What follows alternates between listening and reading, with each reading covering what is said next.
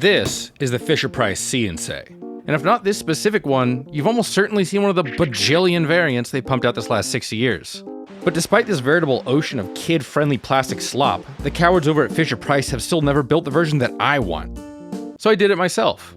This is my Doom-themed See-N-Say, which I've appropriately redubbed the See-N-Slay. This thing was an absolute nightmare to make on so many levels, but as a Doom fan with a penchant for getting my grubby little gamer hands inside of electronics, I knew it was my responsibility to make this thing. But how do we turn a children's toy into a toy fit for the Slayer himself? Well, when I first got my See-N-Say, I knew there was one important thing that had to change, and that was the color. I started by removing the electronics from the front half of the case, which just involved removing some screws, cutting some plastic clips, and desoldering the battery terminals. Next was the wind-up mechanism. I started by taking some pictures in case I forgot how to put everything back together, and then I started removing all the pieces, which were incredibly greasy. I'm getting fucking See-N-Say on my hands. All right, it looks like I'm gonna need this. It's so moist in there, dude. Oh, I hate shit on my hands. Oh, it's so, okay, there's the greasy gear. But with all the parts out, I moved on to the front sticker. I started by trying hot air to loosen the adhesive, but eventually also had to incorporate rubbing alcohol. Even then, I kinda just had to scrape it off with whatever I had around. But while removing the sticker, I noticed that this central blue part wasn't actually a separate chunk of plastic. This blue crap is coming off. Is this painted? Turning my screwdriver blue. I guess we should probably remove that before we paint it, but... Now, I didn't really have a reason to remove this paint, but I have a bad history with the color blue and made it my mission to remove the paint anyways. After trying rubbing alcohol and getting nothing but a couple squeaks, I switched to the big guns. No clue if this will be any better or a huge mistake, but we're gonna try some of this shit. Actually, you know what'd be smart? Get a little bit on a Q-tip, and let's test it on the back. This guy here. Oh man, that definitely makes the plastic a little gummy. Am I willing to risk that? I'm gonna put the smallest amount in here, and if it ruins it, I guess I'll kill myself. Okay, that works way better. I am a little worried it's gonna start eating at the yellow plastic, but look how good that works. I was riding high on acetone fumes, but things quickly started going wrong. It's turning the plastic white, that's not great. Instead of removing the blue paint, the acetone had quickly started dissolving the plastic and mixing with the paint to form some sort of green sludge that refused to come off. I just had to go and try and remove the paint, didn't I? No matter much how I scrubbed or how many chemicals I added, things just kept getting worse. So finally, I had to throw in the towel and do the only thing I could do to keep this project moving forward. Sand the absolute shit out of it to try and fix my blunder, and prayed that would look better after painting. I also had to completely remove the speaker grill with some flush cutters, because dissolved green plastic had absolutely clogged it. And after giving the rest of the shell pieces a nice thorough sanding to prepare the surface, it was time to paint. First up is a coat of white, which probably wasn't necessary, but shouldn't hurt either. One thing I did have to be careful of was the battery compartment. I didn't want to paint over the contacts, so I 3D printed this tiny little cover for it. How's this? Did this work? Oh my gosh, yeah, that totally worked. And after a few more coats of white and a day of drying, if it works, it works. Okay, it's not working. I gave the front shell a test coat of the final color, a matte black. And yes, it is a little fucked up, but I think for the vibe I'm going for, that'll be fine. Satisfied, I painted the rest of the shell, and for some reason repainted the spinner piece red. I'm not totally sure why I did that. With a gothified See-N-Say shell, I can now use the footage from earlier to put the insides back into place. Except I must have messed up somewhere along the line, because now the spinner doesn't, well, spin as much. Was its travel always that short? No, it definitely went for further before. But after fucking with it for a bit, I realized I had just over-tightened the screw, and loosening it fixed the problem. It spins significantly more now. Today's video is sponsored by PCBWay. Are you tired of your electronics projects turning into a rat's nest of wires? Is there a part you've always wanted to use but it only comes in surface mount packages? Well, then you need PCBWay. PCBWay not only manufactures high-quality PCBs, but offers several services, from 3D printing to laser cutting. I've been using PCBWay for the last year for a variety of different projects, and have nothing but good things to say about them. PCBWay even has a plugin for KiCad, so you can instantly go from design to order without any intermediate steps, which I find really convenient. But what if you know nothing about electronics or how to make your own PCBs? Well, for one, PCBWay has PCB design services, but also PCBWay has a shared project section with community designs. You can find a ton of cool projects here. I think this tiny ESP32 board is sweet, but maybe you're interested in something a bit more festive as we get close to the holiday season. For a lot of these projects, PCBWay can handle the sourcing of parts and assembly, which means you'll never even need to get close to a soldering iron. And right now, new members get $5 worth of credit towards their order. Coincidentally, it's only $5 for 10 PCBs, meaning you can get 10 free PCBs. If that interests you, check out the link in the description, and as always, thanks to PCBWay for sponsoring this video. And now, we're ready to make some controversial choices. Which of the plethora of Doom enemies across several games deserve a spot on the See and Slay? No matter which I pick, somebody's gonna get mad that I didn't choose their favorite, but I've gotta narrow it down to a measly 12. Sorry, Trite from Doom 3, I love how you look like that one crab meme, but you just aren't gonna make the cut. And for that matter, I'm gonna throw out anything 3D. Sprites fit the kids' toy aesthetic way better, and that narrows down our choice to Doom 1, 2, and 64. 64 sprites are all kinda muddy brown, so let's just focus on 1 and 2. I don't need a bunch of humans taking up spaces, so we'll just use the most badass one. The Baron of Hell and Hell Knight are just palette swaps, so I picked the cooler one. And regarding the Spider Mastermind and Arachnotron, the Mastermind should be more than enough spider for us. That leaves us with exactly 12 enemies. And now to start the actual sticker design, I scanned my spare CNC and traced it to create a stencil. After checking to make sure it would fit, I laid out all the sprites on my stencil using whatever random textures I could find for the backgrounds. Actually getting the sprites was weirdly difficult, and I had to resort to unpacking the original Doom 1 and 2 WADs to get a full set. But it let me choose the best sprites instead of needing to rely on whatever was on the Doom wiki. Fuck yeah, dude, that looks sick. And instead of fumbling around with an X-Acto knife to cut this out, I think I have an even better solution. This is my 5-watt laser cutter that I bought during the pandemic to make felt decorations for my fridge, and it should be perfect for cutting out the exact shape of the sticker. First, I tested that theory by cutting some random paper I found in my garage. I was pretty satisfied with how well the resulting cut fit, and at this point, I think my guardian angel started to intervene. My laptop started absolutely shitting itself. Okay, I would love for somebody to explain what is going on with my laptop right now. Well, this is less than ideal, but it works. And not only that, but my laser cutter was refusing to read any SD card I gave it. Why does this hate me? Fucking pissing me off. Alright, if this doesn't work, I'm gonna shoot somebody. But finally, for better or worse, I got my laser cutter to cut my sticker. It does stink, so I'm probably inhaling some crazy chemicals. Now, do you want to know a fun fact about laser cutting vinyl?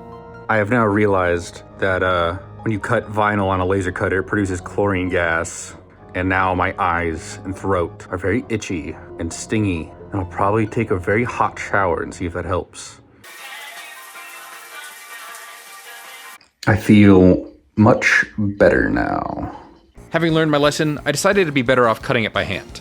To make things a little easier though, I 3D printed this guide to help me cut out the sticker by tracing. Alright, that come out any good? Not perfect, but I'll do better next time. And honestly, with the stickers on my spare CNC, I think this thing looks pretty sick.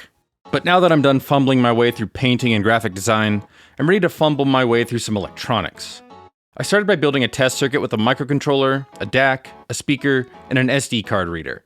Eventually we'll cram this all into the CNC, but right now I just need to make sure that I can stream sounds from an SD card.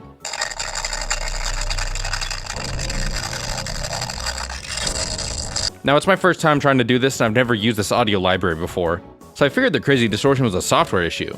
I tried re-encoding the music files, messing with buffer sizes, and even overclocking the Pico, but nothing worked. What did work was putting a big ass capacitor on the power rails, but I'm not even sure why, because literally just touching a leg of the capacitor to the power supply fixed the issue.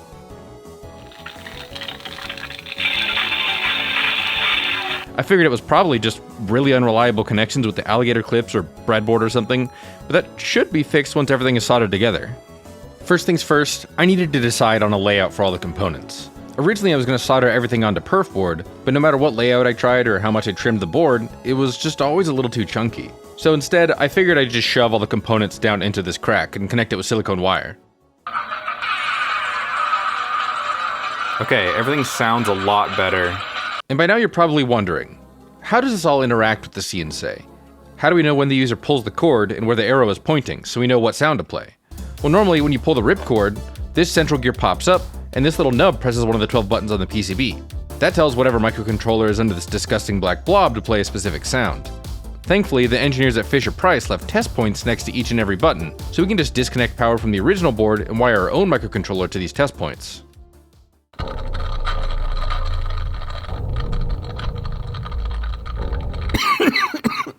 I had zero clue why our circuit was back to playing audio terribly, so I kind of just started messing around and figured trying my other power supply wouldn't hurt.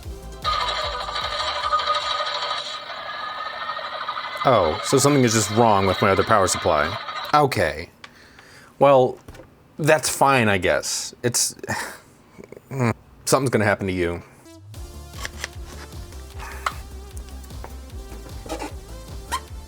As a final touch, I want to add some lights around the outside of the CNC that change brightness with the volume of the audio being played. Thankfully, I had already prototyped a circuit earlier this month that seemed to work. For being technical, it's some kind of peak detector that drives a transistor to change the brightness of some LEDs, but the details don't really matter, because it doesn't work at all when hooked up to the real thing.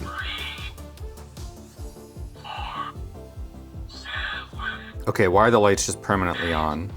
I figured I was just bad at circuit design, but why couldn't we just do this in software anyways? We can just calculate the volume of the sound we're playing while the data is getting transferred, then use that to dim the LEDs. I think what's most frustrating is that it, works. It's not perfect, but I could make that work if it just wasn't so glitchy. So yeah, I'll either have to mess around with overclocking or see if I can do it on the second core, or I don't know what I'm gonna do, but that's really frustrating. To clear my head, I took a break to record all the announcer lines. I also wanted to find the sound effects for each monster, and despite using the older sprites, I'm going to use the sound effects from the modern trilogy. I'm not just doing this because they sound better, but also because it'll let me make an upgrade that I really want. Instead of playing the exact same sound every time, why not play a random one to add some variety? Thankfully, I found a YouTube playlist of sound effects from Doom Eternal. All I had to do was download it, cut up the files into individual sounds, and sort out the best ones into folders. I think the Pico was spending way too much time decoding the MP3 to also update the LEDs at the same time. So I did two things. For one, I converted all the MP3s to WAVs so that there'd be less decoding overhead. And then I also converted all the WAVs to mono so that there would only be one track inside of them. So now we still gotta hook that up to these lights over here, but that's gonna be pretty simple. I'm just gonna use a MOSFET. This is a cocodemon. This is a pain elemental. The Revenant goes. And now, finally, it's time to put this thing together. I reattached the two halves of the CNC, but the spinners seemed to be getting stuck kind of like before, so I gave it a vigorous application of grease, and that seemed to fix it. Next, the stickers. I added some margins to account for any mistakes I'll inevitably make while cutting, and for the ring sticker, also enlisted the circle cutter to help me out. Honestly, it didn't work well and I had to use the 3D printed guide to clean up the edges anyways, but it was worth a shot. Applying the stickers is basically straightforward. I'd have to be especially careful about aligning the ring stickers so that the spinner is accurate. But with the practice from earlier and this technique I call band-aiding, everything has been successfully applied. I love how this thing turned out. Sure, it's got some battle damage, but the paint job and custom stickers turned out great. And I love the responsive lighting, even though it's impossible to get a good shot without being in pitch black.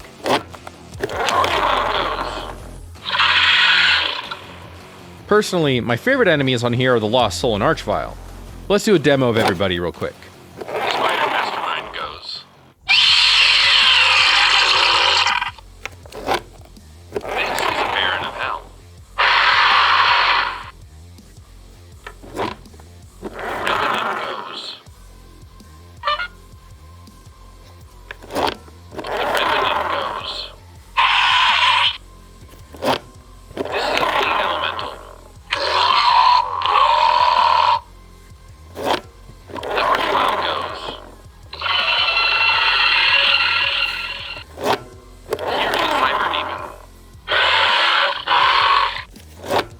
This is a Cocodemon. Listen to the hymn. This is a Mancubus. This is a zombie. Listen to the Lost Soul.